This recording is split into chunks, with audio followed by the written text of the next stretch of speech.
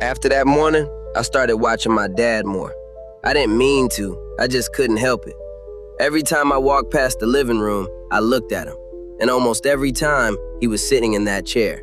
Before work, after work, late at night, sometimes even in the middle of the night. It was like, if Dad was home, he was in that recliner, and nobody else was allowed to sit in it. I learned that a couple days later. I came home from school before Dad got off work.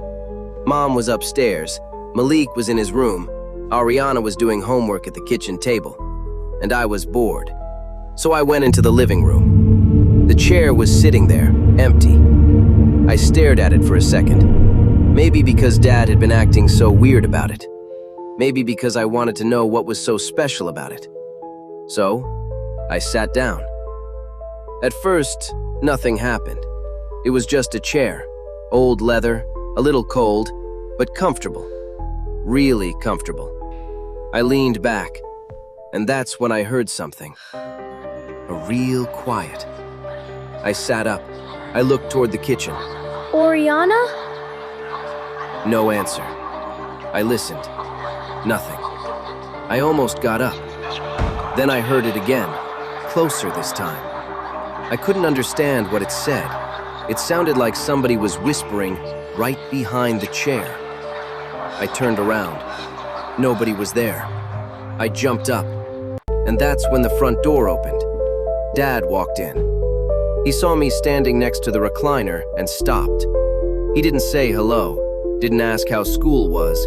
He just looked at the chair, then looked at me. Were you sitting in my chair? No. The way he asked it made my stomach hurt. Dad stared at me. I knew he knew I was lying. Jamal, we need to talk. I looked down. Yeah. His face changed. Don't sit in that chair again. I was just... I said don't sit in it! I jumped. I'd heard my dad yell before, every kid has, but this was different. There was something in his voice, something angry, something mean. Mom came downstairs. Trey, Dad looked at her. What? why are you screaming at him? I told him not to sit in my chair. Mom looked at the recliner, then back at Dad. Your chair? Yeah. Trey, it's just a piece of furniture. Dad didn't say anything. Mom walked closer.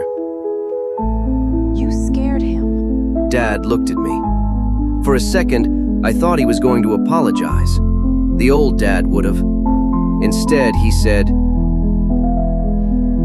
He needs to learn how to listen. then he sat down in the recliner, like the conversation was over. Mom looked at him for a long time, and I remember the look on her face, because it was the same way I had been looking at him.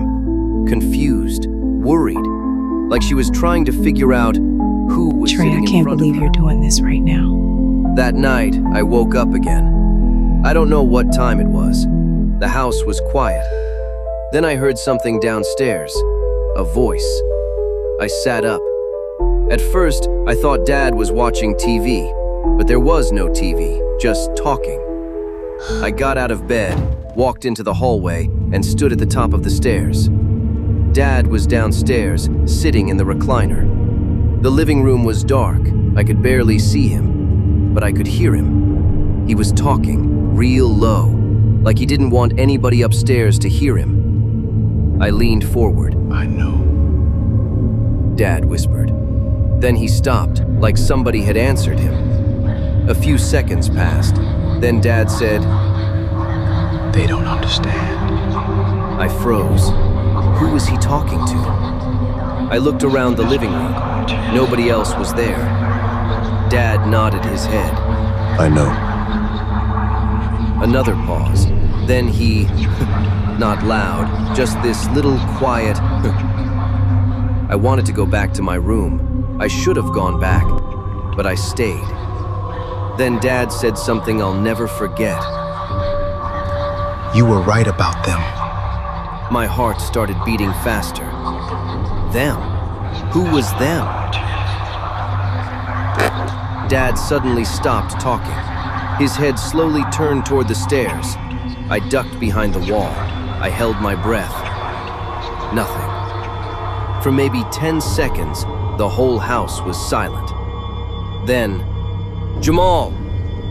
I almost screamed. Dad knew I was there, and I still didn't know who had told him.